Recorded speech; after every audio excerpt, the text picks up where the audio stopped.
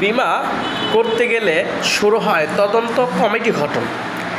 এটার কারণ হচ্ছে যখন বিমা করবে তার স্ত্রীকে জানাইতে হবে, পিতামাতাকে জানাইতে হবে, ছোট ভাইকে জানাইতে হবে, বড় ভাইকে জানাইতে হবে, আত্মীয় স্বজনকে জানাইতে হবে, প্রতিবেশীকে জানাইতে হবে, স্কুলের শিক্ষক অনুমতি দিবে কি দিবে না সব কিছু জানার পরে আপনাকে আমাকে বিমা নিব কি না এই তদন্ত কমিটি গঠন করবে। অথচ যখন ওই লোকটি বিপদে পড়ে অথবা কোনো জটিলতার মধ্যে পড়ে তখন তাকে সহযোগিতা করার মতো তদন্ত কমিটি আর গঠন হয় না।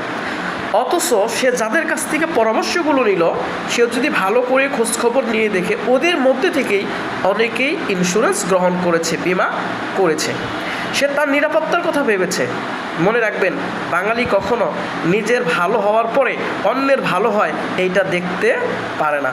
অতএব এই তদন্ত কমিটি গঠন না করে আপনি নিজেই নিজের তদন্ত কমিটি হন এবং নিজেই চিন্তা করেন আমি বিমা করব আমার নিরাপত্তার জন্য, বিপদে আমাকে সহযোগিতা করার জন্য আল্লাহ তাআলা যেন আমাকে ইন্স্যুরেন্স চালানোর এবং ইন্স্যুরেন্সের সুযোগ সুবিধা গ্রহণ করার তৌফিক দান করে।